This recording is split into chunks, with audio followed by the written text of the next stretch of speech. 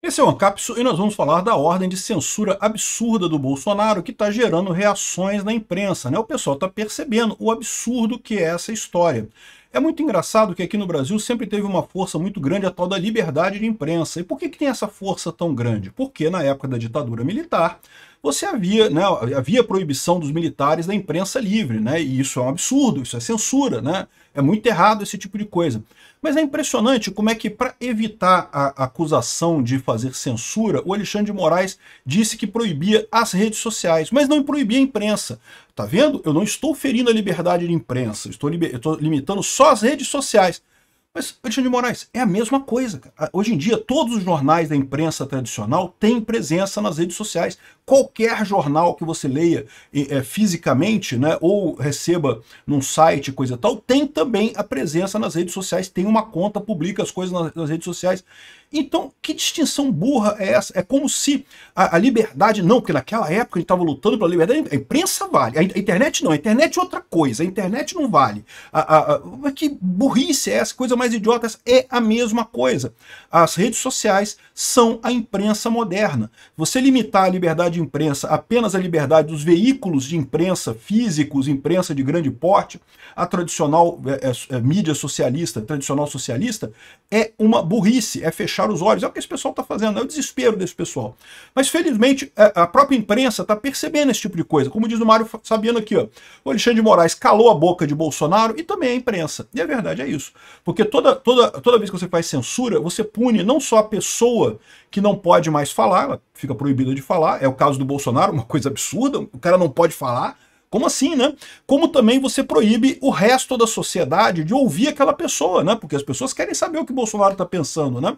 Essa notícia foi sugerida por Ian Curtis, votava na Margaret Thatcher, Peter enrola e repete demais e várias outras pessoas. Obrigado aí ao pessoal que sugeriu notícias lá no nosso site, no visãolibertaria.com, e obrigado a você que está assistindo o nosso vídeo. Se você gosta do nosso conteúdo, por favor, deixa o seu like e se inscreva aqui no canal, né? Bom, o Mário Sabino coloca aqui, ó, Alexandre de Moraes calou a boca de Bolsonaro e também da imprensa. Literalmente o que o Alexandre de Moraes fez foi isso, é o cala a boca. Lembra da Carmen Lúcia falando que o cala a boca já morreu, né? Porque isso foi justamente a esquerda comemorando quando caiu o regime militar e não tinha mais o cala-boca, porque no regime militar tinha o cala-boca também. Fulano não pode falar, a imprensa não pode falar nada sobre ele.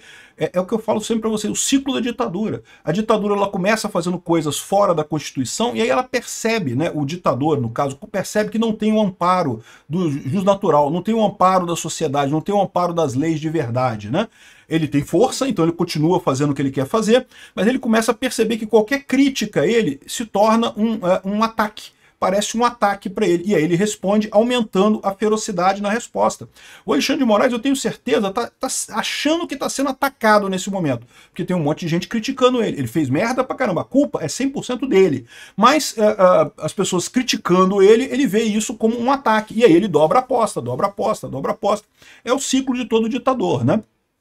Vai dobrar a aposta até uma hora explodir numa purpurina de merda e confete para tudo quanto é lado, como acontece com todas as ditaduras em algum momento, né? O Alexandre de Moraes, então, tomou essa decisão que proíbe o Bolsonaro de dar entrevista e uma decisão totalmente hipócrita, né? Aqui, ó. O Bolsonaro iria dar entrevista ao novo programa do Metrópolis no YouTube, que seria transmitido para outros canais do portal. Na última hora, porém, os advogados ficaram com receio que pudesse ser preso por infringir isso, e daí, realmente, o Alexandre de Moraes tomou uma decisão que diz que inclui, obviamente, transmissões, retransmissões, ou veiculação de áudio, vídeo, transcrições de entrevista ou qualquer das plataformas de redes sociais de terceiros. Eu acho muito engraçado isso, porque, de novo, o Alexandre de Moraes ele entra numa paranoia aqui de não falar que a imprensa... Não, a imprensa pode, eu não vou ferir a liberdade da imprensa, porque a imprensa é uma coisa gloriosa, a imprensa, a gente respeita a liberdade da imprensa, mas quando ele fala imprensa, ele fala a imprensa tradicional socialista. Só que, de novo, não tem diferença mais hoje em dia. Hoje em dia o Globo tem conta no Twitter, tem conta no Facebook, tem conta em tudo quanto é lugar.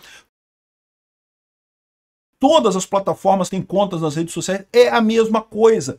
É o processo de imprensa, é muito mais do que meramente jornal. Jornal era a maneira como se dava notícias no passado. Hoje em dia é outra forma que se dá notícia.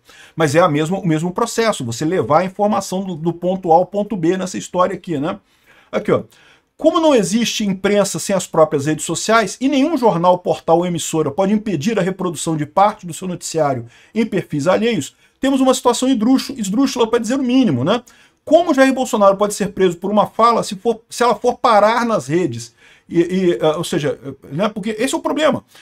Colocar alguma coisa do Bolsonaro nas redes implica necessariamente em alguém gravar ele e botar na rede. Só que o botar na rede não é o Bolsonaro que controla. A pessoa pode gravar ele e botar na rede por conta própria. E aí, como é que funciona esse negócio?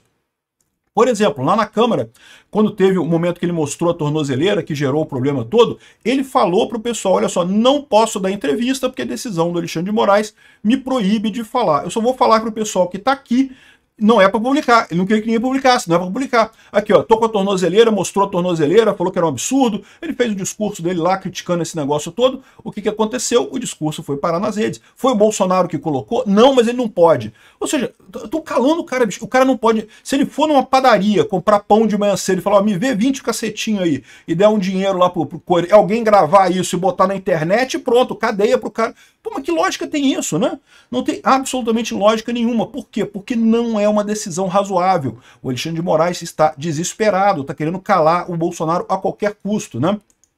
Aqui, ó. Restrições do STF a Bolsonaro dividem opiniões até entre aliados de Lula. Não é surpreendente, é o ponto que eu venho falando para vocês. Durante muito tempo havia essa briga, né? Os bolsonaristas diziam que Bolsonaro é inocente, o resto da sociedade dizia que ele era culpado, né? Só que agora está cada vez mais explícito para todo mundo, tanto para a direita quanto para a esquerda, que o Alexandre de Moraes está exagerando nesse negócio. E eu diria que o centro já se deslocou. Em determinado momento estava mais com a esquerda, agora já está mais com a direita. Já está mais encarando realmente o absurdo que é o que o Alexandre de Moraes está fazendo. E por que isso? Porque o Alexandre de Moraes perdeu o controle. Ele, das duas, uma. Ou ele é um cara que está agindo pela bile, está agindo visceralmente a esse negócio, não está conseguindo parar para pensar, para tomar decisões racionais, está agindo pelo próprio ódio, isso é uma possibilidade. Outra possibilidade é ser burro mesmo, né? Você pode achar, pô, mas uma pessoa burra não chegaria no ponto que ele chegou. Você ficaria surpreso com a quantidade de pessoas burras que chegam em altos cargos na República Federativa do Brasil, meu amigo. E não só aqui, tá? Em governos do mundo todo. Por quê? Para você subir na política, só precisa puxar o saco direitinho. Você puxar o saco das pessoas certas na hora certa, você sobe, né? Não precisa ser muito esperto. Então, são as duas possibilidades. Ou o cara é burro mesmo, ou então o cara tá movido pela bile, movido pelo ódio e tá tomando essas decisões erradas. E é isso que é o problema. É isso que tá afundando essa coisa toda para o lado deles, né?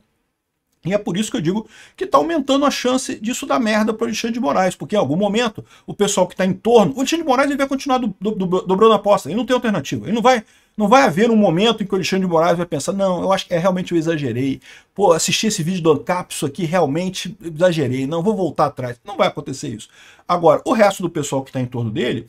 O pessoal vai começar a pensar que, olha só, eu não sei não, tá? Onde é que eu tô amarrando meu burro nessa história?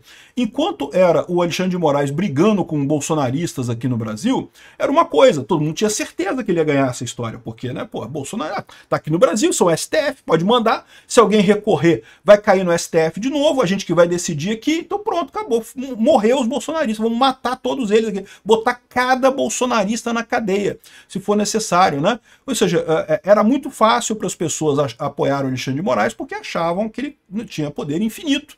Agora, com a entrada do Trump nessa parada, o pessoal percebeu que é um poder grande, mas não é um poder infinito. Tem outras coisas que podem acontecer também, né? Aqui, ó. Estadão, os puxadinhos criativos de Moraes e a divergência de Fux. Eu acho linda essa frase. Sabe por quê? Porque é engraçado que ninguém diz que o AI-1 do Castelo Branco foi um puxadinho criativo do general, né? Poderia se usar a mesma coisa, porque o que o general fez lá em AI-1, né? É o que eu falo sempre pro pessoal. Ah, teve golpe em 64? Teve. Foi no dia 31 de março? Não. No dia 31 de março estava tudo democrático. Por quê? Porque teve a vacância da presidência da República, o Congresso decretou a vacância, empossou o Mazzilli e depois escolheram, né, o sucessor do Mazzilli lá, de forma indireta. Então, até aí, estava tudo de acordo com a Constituição. Enquanto a Constituição não foi rompida, não é golpe. Só que, eu não lembro se foi no dia 6 de abril ou dia 7 de abril. No iniciozinho de abril, os generais decretaram o AI-1. O AI-1 foi o primeiro ato institucional número 1, que AI-1, como o nome diz, é um ato que não tem previsão na Constituição. Aí é um golpe. Esse momento foi o momento do golpe. No momento que você faz alguma coisa que está fora da Constituição, você cometeu um golpe.